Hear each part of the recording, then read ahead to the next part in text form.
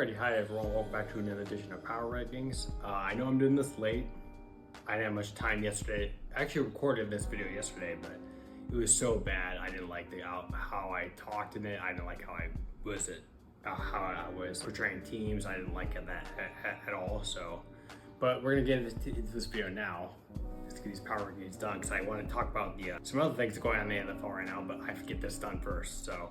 Alright, so number 5, I have the New England Patriots. Yeah, so the Pats lost to the Buffalo Bills 35-31 this past Sunday, right? But in a game where they had a 21-point lead over the Bills and by halftime, and the Pats lost their first game since week 3 of the NFL season, ending a 10-game winning streak. So, I mean, that's kind of damning on the Pats, I would think, right? The last time the loss was against the Steelers in September, so, and, you know, I would say something about the Steelers here, but nothing needs to be said about them. Drake May just couldn't get anything going this game at all. He's still searching for his first 300-yard passing game of his career. So, I mean, Drake May, I don't feel like he had the best game this game.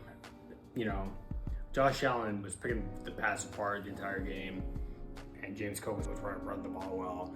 And I believe, you know, blowing a 21-point lead by halftime in the second half of the game and losing is a terrible indictment on your coaching ability, I feel. So, but I still think Mike Vrabel is a good coach for them. You're gonna have games like this, so it's just how it goes in the NFL. So that's why the Pats are at 5 in my power rankings. So,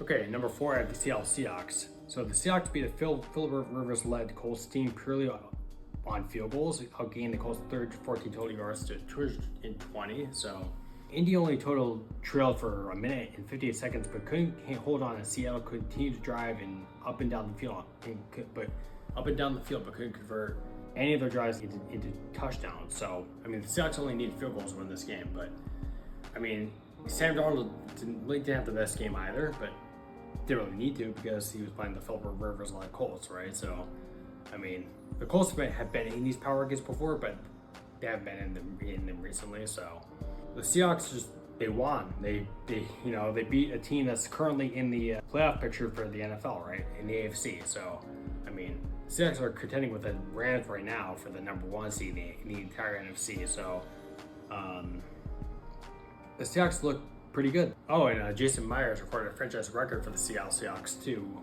kicking 6 field goals and sending. And with that, Seattle remains at the top of the NFC West, along with the Rams. So tied with the Rams actually for the top spot in the NFC West. So I think that division is going to come down to those teams. I don't see the 49ers or Cardinals making any noise in that division. The 49ers were playing well, but they lost too many games in the beginning of the season to actually make an impact. It's going to come down to the Rams and Seahawks here. So, and this game that's going on right now will decide who's in first place in that division. So, but yeah, number 3, I have the Jacksonville Jaguars. This is the first time I've put the Jacksonville Jaguars in these power rankings actually, so ever. But I can't ignore them anymore because they're playing so well. The Jags absolutely stomped the Jets with a Trevor Lawrence throwing for 5 touchdowns and running in one too. Ultimately winning the game 48-20. The Jags are 10-4 and atop the AFC South with the 3rd seed in the AFC in their hands. So they're playing super well, and I think they will continue to play well down the stretch here. They have some tough games coming up, but I think they'll play well. So, and I mean, the Jaguars look so much better with Liam Cohen as their head coach. Liam Cohen is looking like I would say he could be the coach of the year because the Jags team last year was not that great. So, but this team this year is pretty good. So I think Liam Cohen is a phenomenal coach. Actually, I think he's doing a great job in Jacksonville. For a first-year head coach, to leading this team to a 10-4 record with the roster they have is pretty admirable. So now the roster is not. I'm not saying the roster is bad. I'm just saying. Number 2, I have the Denver Broncos. So the Denver Broncos beat the Packers 34-26 in a game where Micah Parsons suffered a season-ending ACL tear, and Bo Nix threw for 4 passing touchdowns. Now the Broncos are one of 2 NFL teams right now that have clinched a playoff spot. So, and are currently the number 1 seed in the AFC. So moving ahead of the Patriots, who were the former number one seed in the AFC, right? So, but they're not anymore. Losing the Bills, so. But the Broncos, they look good. You know, Sean Payton has his team rolling. They're on I think they're on an 11-game winning streak now. So, and then they're the number one seed in the AFC. So, it's gonna be tough for. I could envision a Broncos-Rams Super Bowl, but if this NFL season has told me anything, it's that we have no idea what's gonna happen, right? So, who knows? Maybe the Chargers of all teams come back and surge and take the 1 seed. You know, I don't think it's possible, but I'm not ruling anything out with this season. So, and number 1, I have the Los Angeles Rams. The Rams have been number 1 in my power rankings for the past few weeks now, but the Rams just continue to look like the best team in the NFL. You know, LA rallied with a 41-34 win over the Lions. Matt Stafford, Puka Nacua, who I'm aware of the controversy that's going on with Puka Nacua right now, but I don't want to talk about it right now.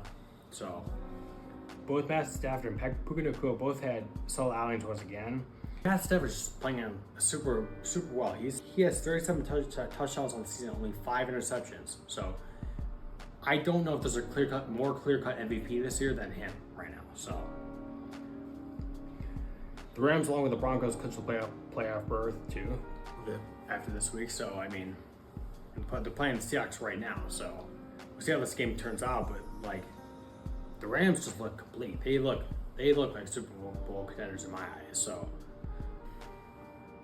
just to recap here, I have the Patriots at 5, Seahawks at 4, Jaguars at 3, Broncos at 2, and Rams at 1. What do you guys think of these power rankings? Let me know.